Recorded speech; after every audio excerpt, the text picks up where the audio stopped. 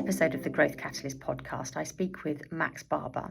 Max is a TV producer with 25 years' experience. These days, he focuses on making specialist, factual, and true crime documentaries after years in reality TV. His work has real-world impact, intersecting with cases like Stephen Lawrence and Clare's Law, keeping those stories alive and supporting legal or policy change. Max is living through a career pivot. The TV industry is collapsing faster than ever. Ad money is moved from the big TV channels through to social media and streamers. Budgets are also down, impacting absolutely everything: headcount, the ways of working, and crucially, the technology underpinning this work. Max has had to learn how to harness this tech to help him shift into the modern era. He explains how AI has changed everything, from production to even being able to create scenes and visuals that previously would have been either expensive or even impossible. Max has got some great advice to business leaders. Don't ignore this tech. Don't ignore AI. You must guide your people. Think about internal AI policy. Create cross-functional groups to research the technology, the legalities, even how to future-proof your business. Think about insurance. Research and go and find the resources that are out there. There is government-backed training. The UK is leading the charge.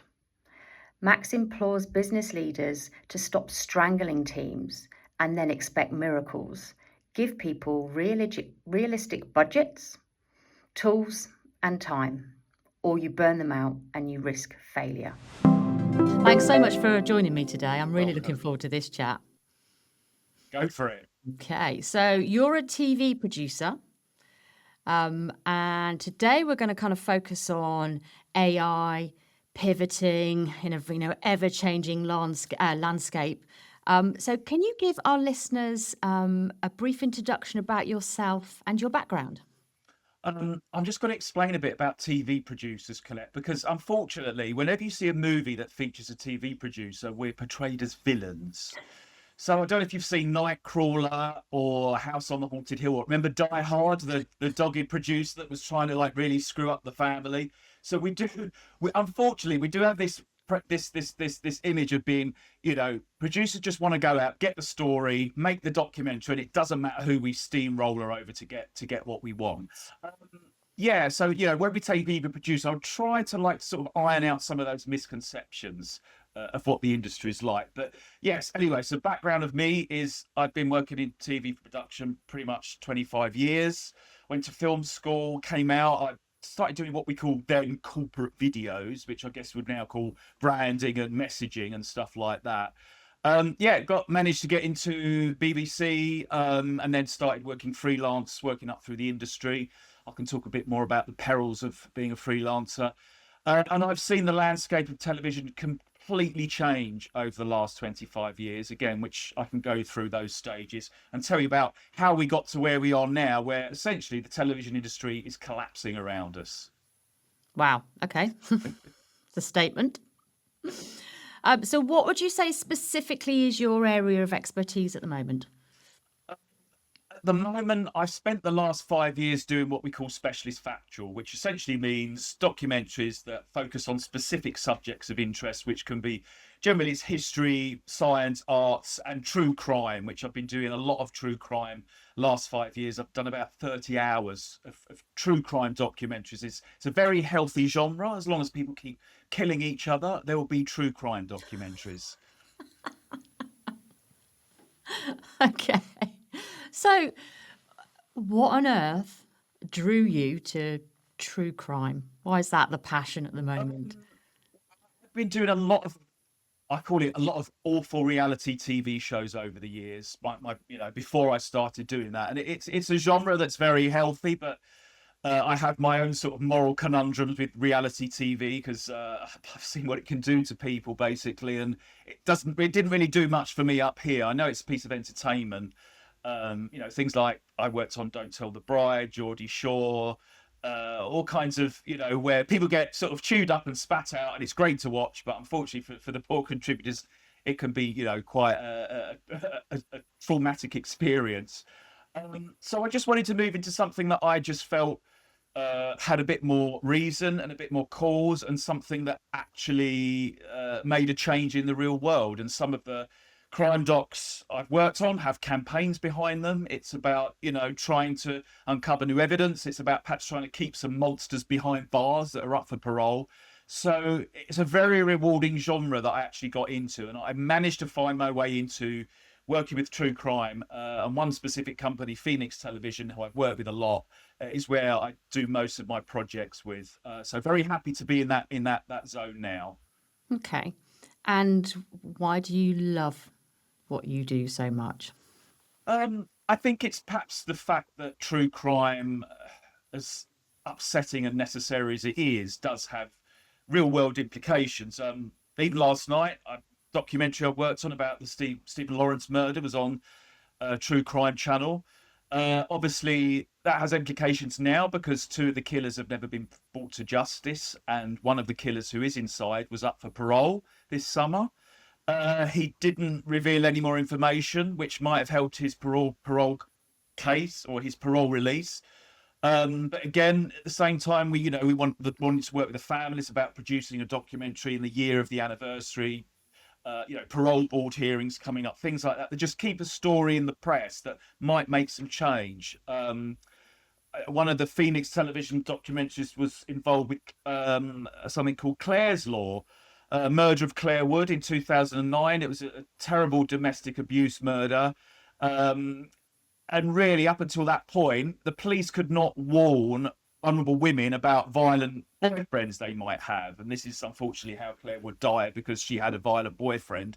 Police couldn't release certain bits of information to her. So since that, the laws changed. It started off in England. And I think when the documentary was made for Netflix, called When Missing Turns to Murder, the series, I think, part of this campaign was to get Scotland and Wales to also recognise Clare's Law, which in fact they did in the end, which means there's transparency around violent partners. If you're a woman that's concerned, woman, girl, whoever, even a man that's concerned about a potential partner you might be dating, you can go to the police now and say, under Clare's Law, can you tell me if this guy I'm dating or this girl I'm dating, might have violent tendencies or has a criminal record with violent tendencies. So working on documentaries that help change the law or promote the law or get things moving and done, I think is, it's just a fantastic place to be, I think. As upsetting and harrowing as the genre is, it's still needed, and it's a much needed genre. If your company is growing at less than 10% annually, it's not safe. In fact, we call it the danger zone. Your best people might be looking elsewhere. Zocri's growth programme will show you how we've helped companies break through and create sustainable growth. Visit zocri.com. Okay, so I understand the passion there. So you do feel like you're making a difference. You've got some purpose in your work. Yeah, exactly. Okay, and I have lots of those conversations. But obviously, this is quite a different style. But just again, back to our listeners. So I'm just going to summarise that you are, in essence, creating content. You've got a reason behind why you're creating that content. And it's a different stream of, so again, just back to our listeners, they're sort of SMB business leaders. They potentially don't have the kind of budgets to be making, big, grandiose kind of brand style show reels.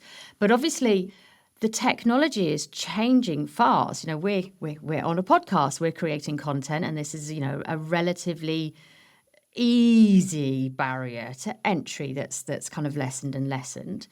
Now, you've said your industry is shifting massively. You kind of use the phrase when we've spoken, it's like, burning down around your ears. So you are in the middle of a pivot. And we're kind of going to talk about AI and why that's having such an impact on your work and your industry. So you're pivoting, and it's important that any business leader understands how to stay ahead of the curve. And when we've spoken before, you've talked a lot about AI and the legalities. So could you, again, for the listeners, explain what the pivot is, what it is that you're doing and having to sort of reshape?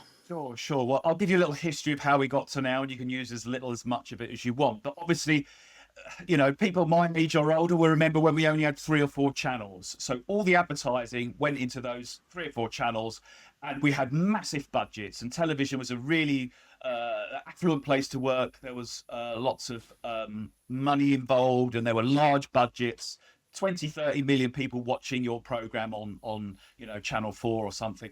But then, of course, we had digital television in the late 90s, where we suddenly had an explosion in lots and lots of channels available. That didn't affect us too much because the money was just spread over more programs and more channels, and we all still had lots of work. But then let's just skip forward to the 2010s. So we've got YouTube, the rise of social media, TikTok in the last 10 years, all these social media platforms. So all the advertising revenue is moving over to there, or most of it, a lot of it is. So that is why television's kind of has and is collapsing, with budgets, programs being slashed, channels losing, shedding the workforce. About half the freelancers are out of work in broadcasting at the moment, which is a terrible state. So it is that kind of earthquake period we're going through, where, and basically the survivors, the companies that are still around, the people that try and stick in the industry, are looking for ways of adapting.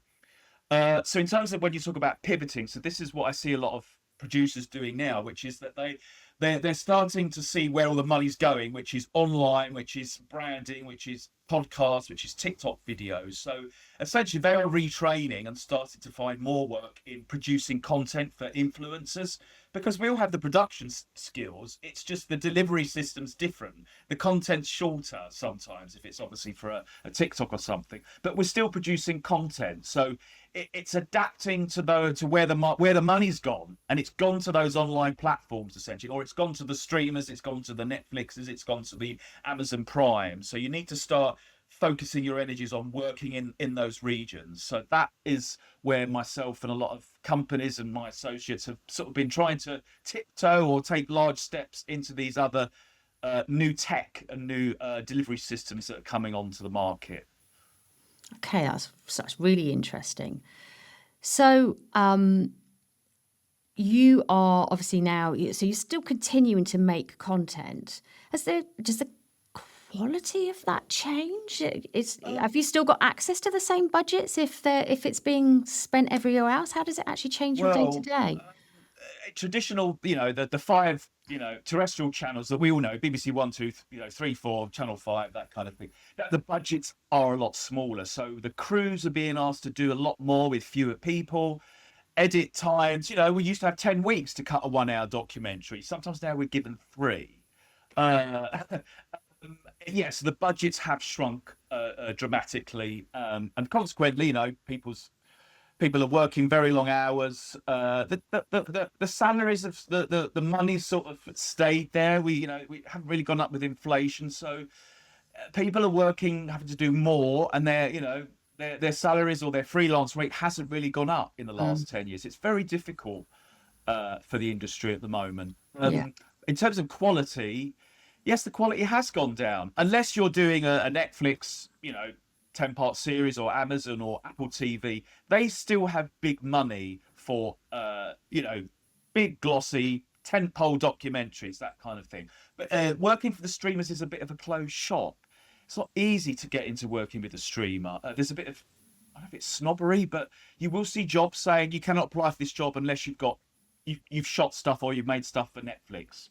So there's this kind of prestige involved with streamers at the moment, and if you can get some credits working for the streamers, then you can chase a bit more work there as well.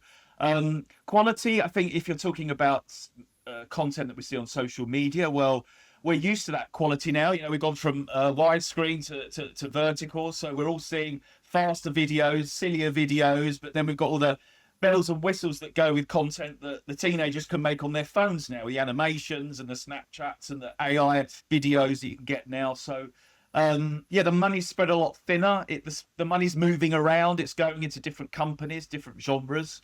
But the content that's being produced has gone up exponentially. So there's tons and tons of more content being produced at the moment. The servers on the planet must be creaking. Okay. So I think our listeners, again, could probably resonate with a lot of that. I think, it's I think it feels like it's turning into an employer's market again. There are, lots of. I think unemployment is higher than it has been in quite some time across the board. So therefore, employers and people that are the budget holders, they can demand higher quality. So it's up to us all to keep up. And obviously I come from agency background. So if we're working with brands, they are demanding the best. We're all doing a lot more with a lot less. So it's a message that everybody completely resonates with. So how is that affecting you personally? You are having to pivot. You've got 25 years of experience and you have stayed in this game and you've seen a huge amount. So you're bringing experience and quality to the game already, but you're having to really pivot and learn new skills. What is this and what does it look like?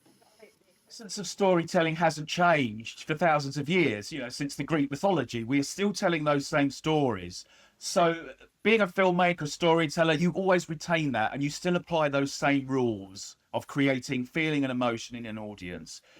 It's just different tools that are coming onto the market that we now have to use to create that content. So, it's also working with other industries as well. So quite recently I went to an event at Saatchi. Obviously advertising companies used to command, we're going to do a commercial for Land Rover or Fords. We got a $10 million budget to take these vehicles into the Alps, drive them up the mountains. Well, of course, now they're being asked to do all that with AI. So a lot of ad companies have, completely collapsed, or they're reshaking, they're shrinking their workforce, but they are moving over, like we are, to the new tools of AI to generate content for much smaller budgets. You can do much more spectacular stuff as well. So even with a $20 million budget, there's still certain things you can't do. You can't make a volcano erupt, or destroy a town, or send your car under the water, or turn it into a submarine. So you could do it with visual effects, but why not do it with AI? Because you can probably do it in a day, rather than you used to be able to do it with traditional visual effects, which would have taken you several months potentially. So it's a wonderful, exciting time for people to be experiencing this new tech, because it opens up so much of your imagination. But it's a scary time as well, because we're all losing jobs, or we can't get a job there anymore, so we're all running around like headless chickens trying to learn all this new tech, trying to keep our head above water essentially. And this is the same for the advertising industry as it is for traditional broadcasting. Yeah. So how are you staying ahead of the curve? Essentially, it is working with AI, which, like every industry now, is being affected by it, and it's such a labour-saving device. Some people are likening it to the invention of fire. I think that's going a little bit too far. Wow. But I would say it's the next step in the evolution of computers, internet. Now we've got AI, so it's that next quantum leap. I remember first hearing about the internet in 1990. It was like, on the radio, it's like, there's this thing coming out called the internet. It's going to be really big, and you'll be able to order a pizza and not have to go down the road for it. I was thinking, that sounds good. It'll never catch on. We're at the stage we're taking a quantum leap now into the future with AI. So essentially, how it's affecting me is I've got smaller budgets to make my documentaries. But, we usually we rely on library footage, or would send a small crew out to do some reconstruction, stuff like that. Now we can do all that in post-production with AI. If I want to create, for example, I've just done some test footage of an event that happened in World War II where there were no cameras. It was about the ocean line of the Queen Mary that was carrying troops that nearly capsized with the rogue wave. We nearly lost 10,000 troops in one go. So stuff like that was only ever talked about or documented, we can recreate now with AI and do wonderful things. I think history is going to be quite a big genre with AI, because you've got a lot of these old photographs and films that can be brought to life and sort of reanimated and extended, as long as it's done legally and you're not trying to fabricate or fictionalize something that didn't happen. But it's working with AI to make the best of the content and the budget you've got. So it's really bringing amazing stuff on screen with the right training and the right tools and the right people to do it, rather than having these tiny budgets and trying to scrape along and trying to create something that looks a bit second rate, to be honest. So but certainly I am getting a lot into AI. I work with different academies and companies down in Brighton that are how government backed. They've got money to train the new workforce in AI because there's not enough people that are good AI engineers. We call them prompting engineers or AI artists or AI producers. But essentially, people think you can just sit in front of a computer and type a prompt and it will bring up what you want in your head. It won't do that. With AI, you have to use lots of different tools, lots of different models, and jump between different tools to create the different elements you need to then do the programming. So people just can't sit down in front of a computer and create. You can create crappy, weird stuff, dancing penguin with elephant or something, stuff like that. But if you want very specific stuff, it's actually quite a highly skilled area to get trained up in, and it can take weeks and months to learn how to do it. But the skills are being made available to different courses and to different areas of industry that want to get the workforce trained up in AI. But there's not enough people at the moment, so it's something people should think about getting into as a future revenue to work in AI, because it will just become another profession like an editor was or a visual effects artist was. Now we're going to have AI engineers. Yeah. So you made a conscious decision to go learn. You decided you couldn't ignore it. Were there some tells? Was there particular scenarios that happened, or you just, again, you've been riding the wave, you've seen what's coming, so you decided to pivot and go learn? Just working in a visual medium, you seeing what AI could do, I was like, crikey, oh my God, when AI first came out and we had some of these wonderful videos that appeared on the news, I think it was Runway that came out that showed, amazing, great cinematography, a woman walking down the road, it was photorealistic. There are investors in America that says, right, I'm not building this film studio anymore because in 5-10 years, we'll be able to make a whole movie with AI. And it will be like that. Yeah. I think it will be a genre. I think people will always want to go and see Tom Cruise or their famous film star or their famous actors in content films, but I think AI will just be another genre like animation. It'll just be other stuff that we can watch that's produced in a different way. Yeah. So you've got strong opinions on it. So, and how did you research? How did you know where to turn to go and find, where this support can be available to you? Well, we live in a golden age of free education, because on YouTube you can type in anything.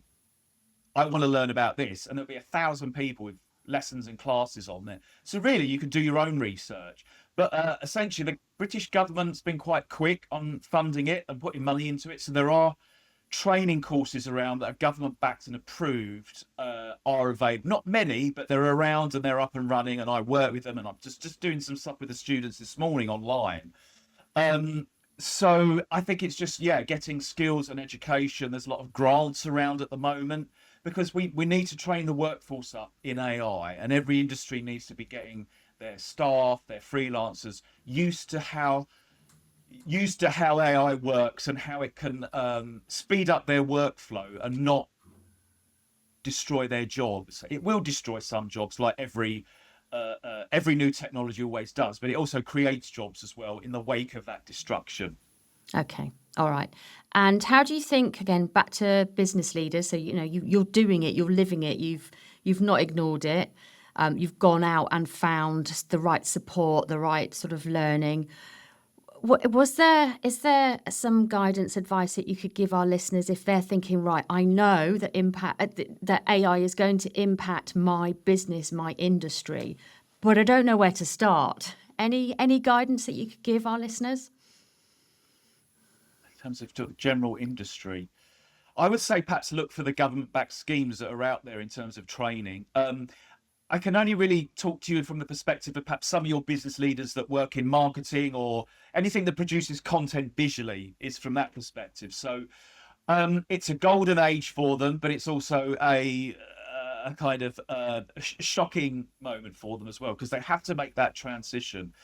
I would say be careful of, AI it's not a wizard. It will not produce the content you want without the properly skilled or trained people to produce that content for you.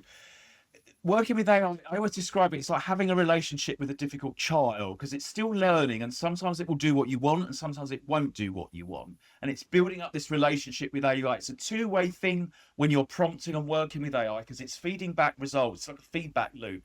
You give it a prompt, it gives you something back. Not sure, you amend it, you use different tools to change certain things to get it to do what you want to do, which has been the problem with AI for so long. It's getting it to do what you want to do, or what you can see in your head, or what your clients presented as a series of slides or storyboards. You've got to bring that to life. And just the legalities of AI. I think with marketing and branding, it's different because a lot of adverts will just go online, for example. But in terms of producing content for broadcast documentaries, uh, different countries have different regulations about AI and what you can use with that. It's a bit like using archive. Some archive you can show in America, you can't show in Europe. So there's this very complicated situation where you're trying to clear rights in certain territories. And the legalities of AI are still being discussed, and the legislation is slowly starting to crystallize. So I guess it's get some of your newsfeed inbox automatic newsletters that are about AI. So every day you're getting a little feed coming in that's just giving you updates on AI, how the laws are changing, what you can do in the UK with AI, what you can't do in America with AI. If your content's going to be shown in America, is it legal there? Is there going to be an alignment of laws and regulations with AI to make it better for everyone across the board? We just don't know yet. Are you using someone's image without their permission? Again, that's another hornet's nest of problems that you're going to have to face in terms of doing AI responsibly. And we have a saying, it's called responsible AI. And there's certain guidelines that we as AI engineers work to, which is, you use responsible prompting. So you're not putting, create me a scene of Spider-Man, on his web, that sort of stuff, because you're using a brand now.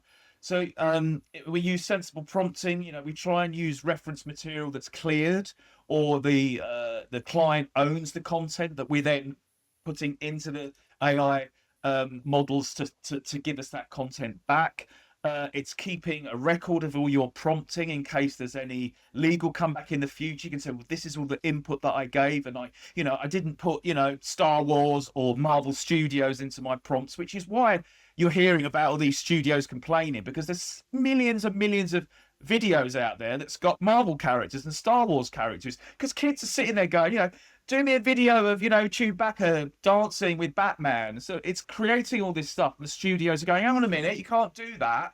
We own that copyright. So it's knowing the legalities that's swirling around us at the moment, and just dancing around those legal issues to make sure the content you get is safe and responsible. You can also insure yourself with indemnity insurance as well. So there's insurance policies out there. So yeah, do your research about working with AI legally, depending on what field you're in and where your content's going to be distributed to, and who's going to see it and who's in it. That's right. So there's a whole host of stuff in there. So insurance, that's a great shout. Yeah. Exploring legality, the financial input, the brand input, the marketing input. So that sounds like cross-functional. So if I was leading a business, had a small leadership team, I think I'd put a task force together, because otherwise your organization, other people inside your organization could be using AI to underpin or help them as a thinking partner with their work, and they potentially haven't been given guidance, processes, a policy by the organization to say, this is how we are allowing you to use AI, and this is how we're insured and we can support you. So actually it's a cross-functional task force to go and do some research, gather the information, and then allow a series of experimentation to happen for that organization.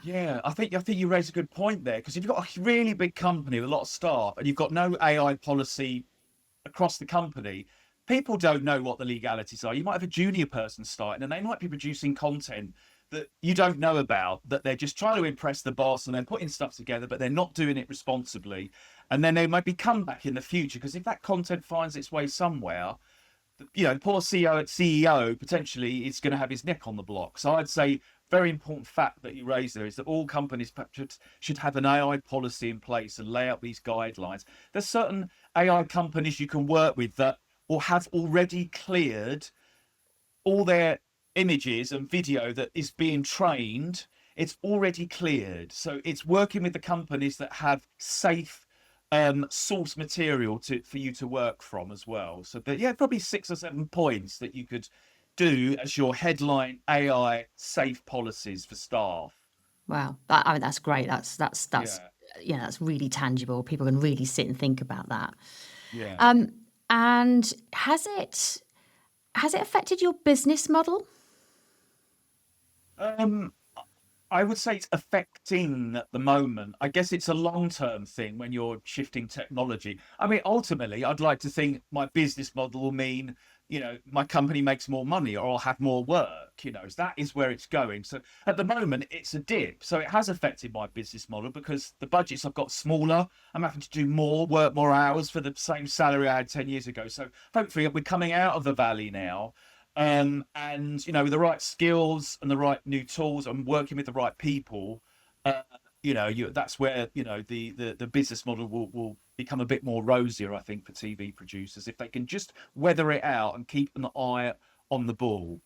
Okay. So what are the most pressing challenges that you're facing at the moment?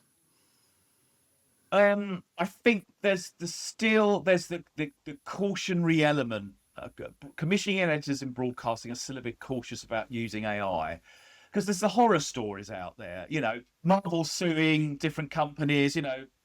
Disney suing this company, that. So everyone's like, hang on a minute, I don't want to take any responsibility for this. So it's just the caution that's still out there at the moment that is a bit frustrating because us as producers just want to get on with it. It's like, right, we can do that for you. We can make that for you. No problem. That's the budget. Fine. We'll make it look like $1 billion. Give us £1 million. We'll turn it into £1 billion on screen. That's the kind of mentality we've got now. So it's waiting for all these laws to settle down and standardization and for the lawsuits to stop. So I think it's going to take another few more years before the oceans settle a bit with this whole AI issue and liability, essentially. Okay. And then on the financial side of things, obviously these budgets are kind of shrinking and moving around. How is that impacting your actual content creation? Uh, Weirdly, the budgets have gone down, but the quality on screen is going to go up because we've got the AI tools to do that now. I guess companies that are investing in AI technicians who know their stuff will be able to charge the clients more because it'll be a very specialist skill. Do you remember how much computer programmers used to get paid in like the 80s? I knew people that was on massive salaries because they knew how to code. So I think in terms of revenue, I'm quite hopeful about that. If you've got the skills and you've got that edge over other people with your AI wisdom, then there's money to be made, or there will be money to be made. Yeah. Yeah. Okay. So again, you're staying ahead of the curve. You're seeing what's going on out there. You're Have to stay. researching. Yeah, Yeah. yeah, have to stay. When there is these tectonic moments with technology, unfortunately, people drop out. They just can't afford it. And as I said, half the people I know have left. They're out of work. They just can't hack it. It's terrible. And I feel, I wake up anxious and nervous most days. I'm like, I want to get out of this. But I think if you stick with it, it's like the deadwood breaks off, and then you're a leaner organisation. It's the basics of the survival of the fittest and evolution. If you can weather it out and adapt yourself, it's the survival of the fittest, essentially. To make it brutally honest, Darwin's theory still applied today, even to industry, as much as it does to our DNA and the genes that build us. So is there any guidance? I know obviously you're in a very specific industry, this media industry.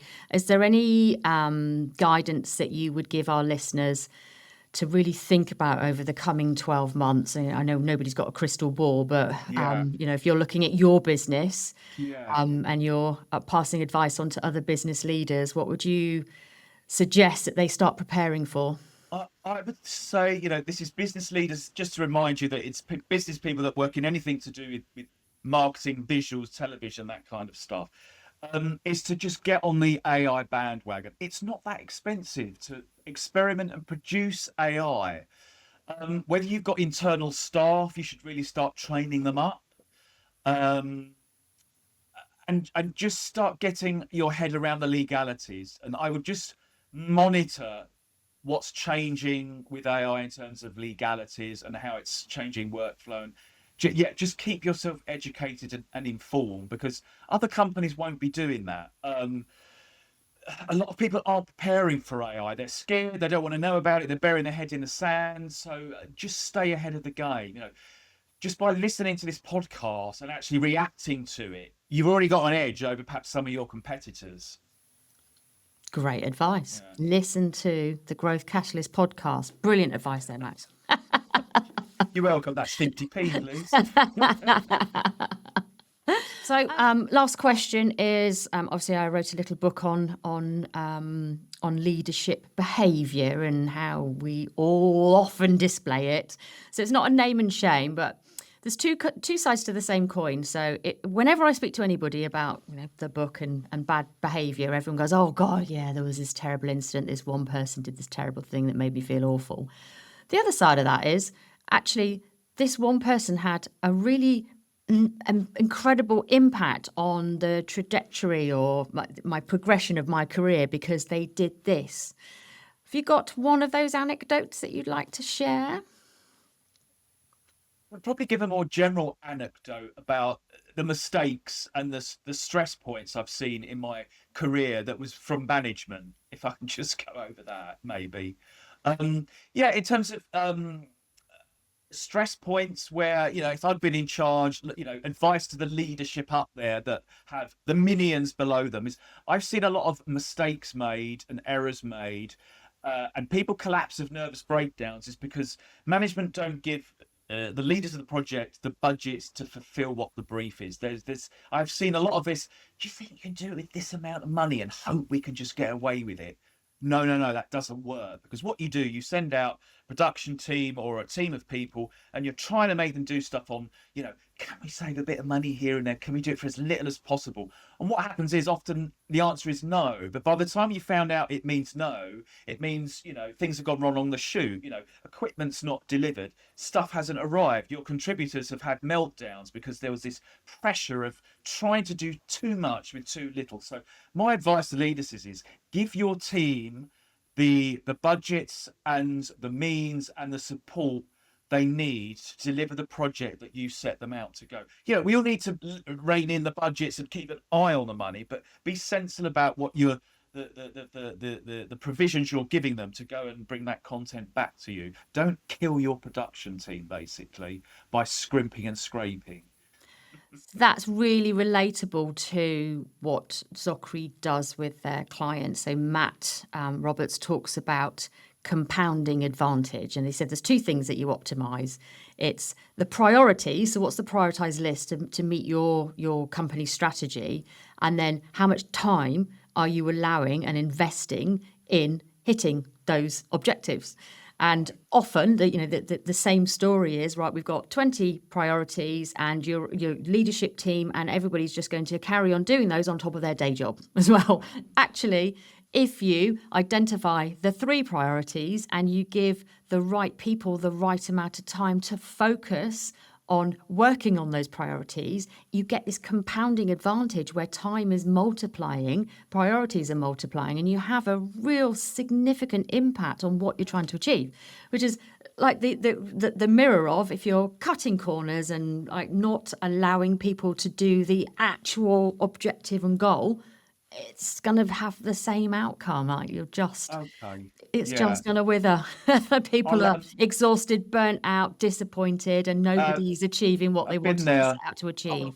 I'll give you a couple of quick examples of where it went tits up, basically. So, I was sent on a cruise ship to film a TV pilot, and I was only given 1 camera. So, well, what if something happens and we're at sea? We haven't got the budget for 2 cameras. What happens? I go out on the sea. We go on a voyage. Terrible weather, really humid. The camera breaks down because it's got too much moisture in it. I can't shoot anything.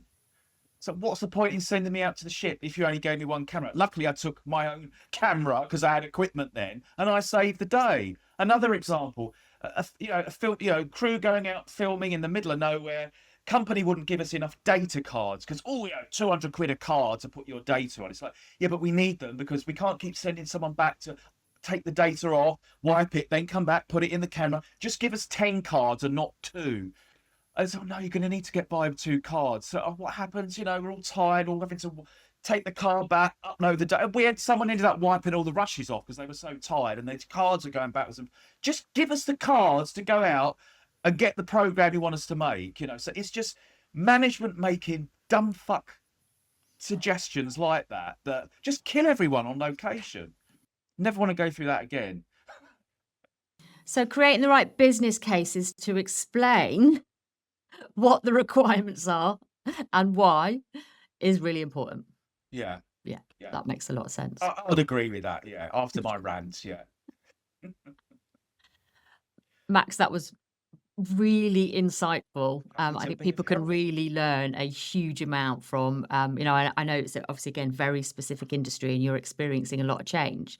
But so is everybody, actually. So is everybody, and certainly in the SMB world. So thank you so much Very for welcome. sharing your Very wisdom. welcome. Thank you for letting me unload on you. I feel a little bit better now, actually.